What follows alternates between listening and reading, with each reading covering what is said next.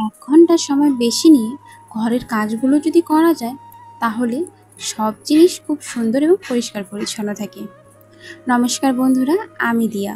আমার একটি নতুন ব্লগ ভিডিওতে তোমাদের সবাইকে জানাই অনেক অনেক স্বাগত। কেমন আছো বলো? আমি কিন্তু বেশ ভালো আছি। সকাল সকাল রান্নাবাড়ি সব কিছু কমপ্লিট করে নিয়ে এরপরে ঘরে চলে এসেছি। তো আজকে ভেবেছি একটু সময় বেশি নিয়ে ঘরের কাজগুলো করব। তো কালকে যে জামা কাপড়গুলো ভেজা ছিল সেগুলো তো আজকে সকাল সকাল ফ্যানের হাওয়াতে শুকিয়ে গিয়েছে, তাই প্রথমে সেগুলো গুছিয়ে রাখলাম। আর দেখো, দুদিন আগে রেনকোট ব্যাগের মধ্যে যেরকমভাবে দিয়েছিলাম সেরকমভাবে ঘুরিয়ে এনে রেখে দিয়েছে। তো এগুলো যদি এখন একটু মেরে না দিই, কারণ এগুলো তখন অনেকটা প্লাস্টিকের মতন থাকে, তো ভিজা থাকলে অনেকটাই বাজে গন্ধ বেরিয়ে যায় আর ঘামও হয় অনেক কিছুর কারণে। সেই কারণে চেষ্টা করি কি মাঝে মাঝে ধুয়ে একটু পরিষ্কার করে রাখার। সেগুলো তো গেল টুকিটাকি কাজকর্ম। এরপর চলে এলাম ডাস্টিংয়ে। ডাস্টিং প্রত্যেক দিন করলেও হয় কি, সব জিনিস তো উঠিয়ে একদম করা হয় না, যতটা পারি উপর দিয়ে করে চলে যাই। কিন্তু আজকে সব জিনিস নিচে নামিয়ে নিয়ে ভালো করে পরিষ্কার করে আবার নতুন করে সাজিয়ে রাখলাম। এগুলো করতে করতে কিন্তু অনেকটাই টাইম চলে যায়, এই জন্য প্রত্যেক দিন আর কি করা হয় না। যে সকল বন্ধুরা আমাকে অনেক কমেন্ট করেছে সুন্দর সুন্দর, তাদেরকে অনেক অনেক ধন্যবাদ জানাচ্ছি আমার পাশে থাকার জন্য। তোমরা পাশে থেকো। এরপরে চলে যাচ্ছে আরও ছোটো ছোটো ডাস্টিং করার জন্য। দেখো, এগুলো কিন্তু ঘরকে সুন্দর রাখার জন্য অনেক কাজে লাগে।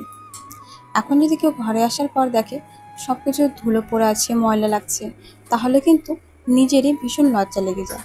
তার জন্য কি ডাস্টিংয়ের কাজগুলো করা ভীষণ প্রয়োজন। আর এটা তো প্রত্যেক দিনেরই। এখানে আমার এখনও পর্যন্ত ময়লা জমেনি। কেন বলতো, প্রত্যেক দিনে এটা ডাস্টিং করি তো শোকেসটা, সেই কারণে আর কি ময়লা জমেনি। অনেক দিন হলে শোকেসের জিনিসগুলো বাইরে বের করে গোছানো হয় না। ভাবছি এই সপ্তাহে আর করবো না, একদম সামনের সপ্তাহে গিয়ে সব জিনিস বাইরে বের করে আর উপরে পরিষ্কার করে নেব। আমরা যতটা জিনিস যত্নে রাখি না, সেই জিনিস ততদিন যায়। এখন যদি এগুলো যত্ন না করি, দুদিন পর দেখবো কোনো দিকে ভেঙে গেছে বা কোনো দিকে ক্ষয় চলে গিয়েছে। এখন দেখে শুনে রাখি, যত্ন করে রাখি, সেই জন্য জিনিসগুলো ভালো থাকে। ফ্যানেরটার মধ্যে না একটা সমস্যা হয়েছে কি, ফ্যানের যে পাখাগুলো দেখতে পাচ্ছ লাল কালার, তার পেছনের দিকে না অনেকটা ধুলো জমে গিয়েছে, কিন্তু সেটা পরিষ্কার করা যাচ্ছে না। কারণ এটা খুলে পরিষ্কার করতে হবে, আর খোলার পর সেটা যে ভালো করে ঠিক করতে পারবো তার কোনো গ্যারান্টি নেই। সেই কারণে আর কি আমি খুলিই নি। এই যে কাপড়টা দেখতে পাচ্ছ, সেটা দিয়েই আমি যতটা পেরেছি পরিষ্কার করতে, কিন্তু প্রচুর ময়লা হয়ে গিয়েছে। প্রত্যেকদিন পরিষ্কার করতে তবুও যায় না, কারণ এতটা এটা ময়লা হয়ে যায়। আমাদের বাড়ির উঠোনটা কাঁচা, তো এই জন্যই সব ময়লা এসে জমা হয়ে যায়। আর মিনির তো ঘুমের কোনো শেষ নেই, দিন রাত ওর খালি ঘুম আর ঘুম।